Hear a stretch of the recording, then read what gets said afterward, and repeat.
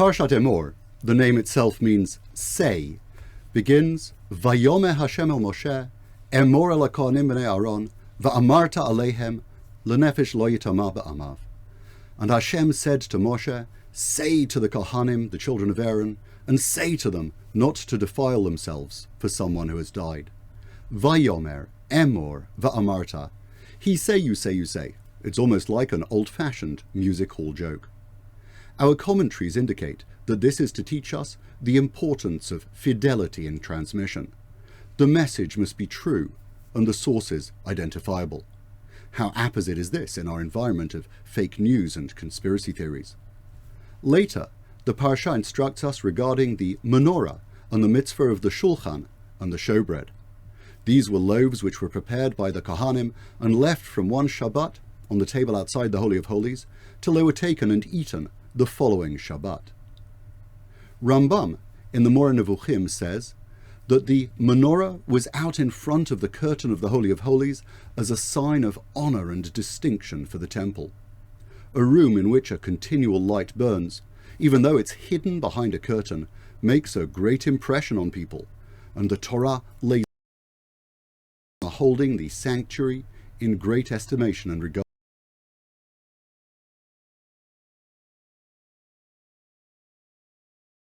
And soft-heartedness. That the light is always on is to teach us the significance of the place. Although the menorah has become a defining symbol of Judaism, the Rashbam suggests that these psukim indicate its purpose was to highlight the table or shulchan and the bread or lechem hapanim upon it. Rambam explains the symbolism.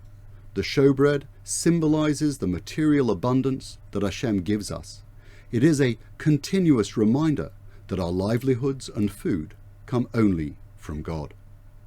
3 times a year, when the children of Israel made the pilgrimage to the Holy Temple, on Pesach, Shavuot, and Sukkot, they were shown the table and the showbread upon it.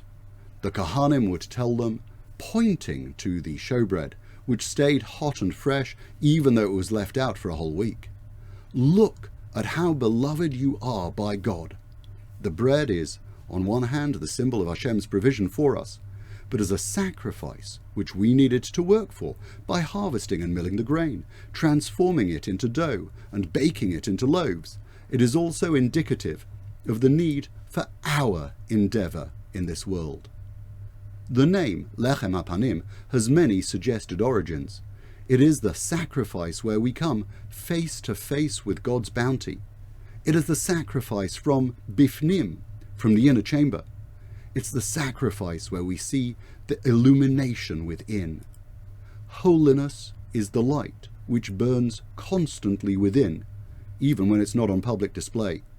So many of us might appear bright on the outside, but that is only for public consumption.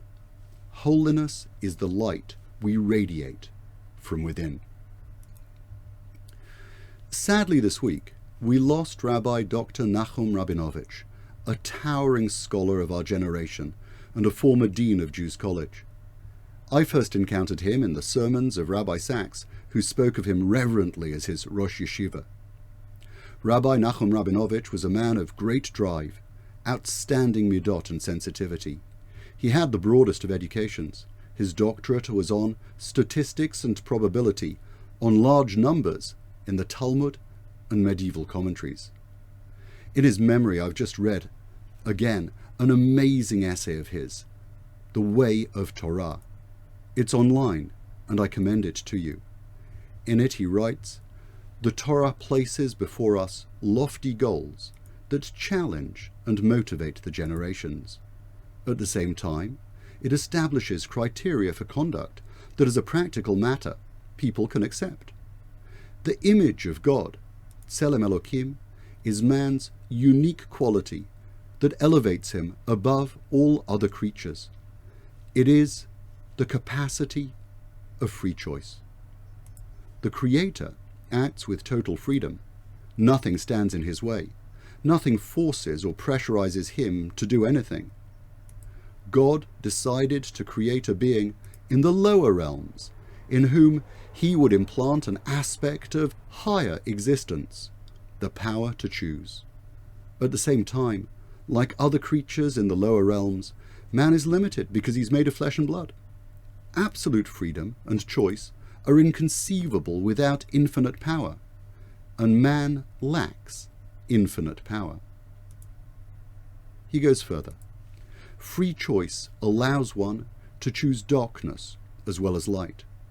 One possessing choice can prefer wickedness to righteousness, but would that be his glory? On the contrary, the great value of choice resides only in its ability to be used to choose the good and despise the evil.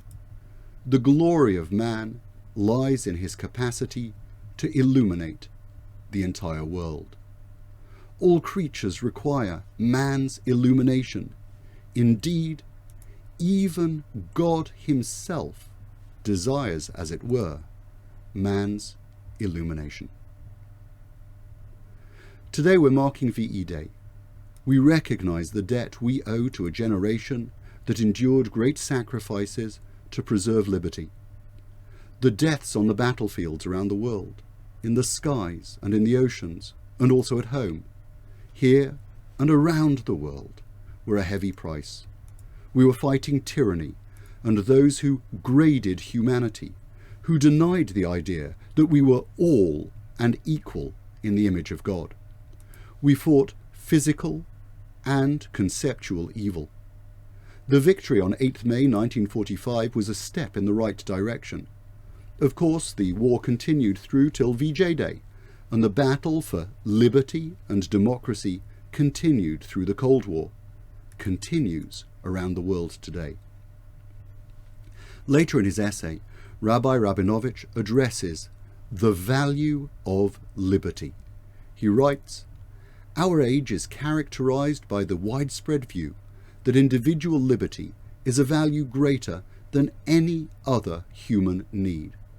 There is much that is good about that phenomenon, for only one who values free choice can come to recognize how that choice should be used to advance lofty spiritual goals. Only a person conscious of his power to choose can act entirely out of free will." Liberty. He reflects that the emphasis on liberty marks us out as an age when we are truly closer than ever to the potential of acting in a godly way and bringing godly redemption. Of course, within liberty remains the risk of choosing to act falsely and spreading falsehood. Perhaps that's why our parsha, which began, "I say, you say, you say," ends as it does. "V'lo techalalu et shem kodshi, v'nikdashti b'toch b'nei Yisrael, ani Hashem mekadishchem." You shall not desecrate my holy name, and I shall be made holy amongst the children of Israel. I am the Lord who makes you holy. I say, you say, you say, holy, holy, holy. Speech was the vehicle of creation. Freedom to make holy was the purpose of creation. We must exercise the one in pursuit of the other. Concluding his thoughts, Rabbi Rabinovitch says, God's kindnesses overpower us. We now can illuminate him as he illuminated us. The nation returning to its land has the capacity to renew the eternal covenant through its own free will. Rabbi Rabinovitch emphasizes Hashem's covenant with us, and this is of course appropriate as we journey through the Emor to Yom Yerushalayim and Shavuot. I'd like to add a message to all humanity on VE Day. Cherish freedom. Cultivate the light within us all so that it radiates beyond, and live our lives truly, showing that all humanity are in the image of God. Shabbat Shalom.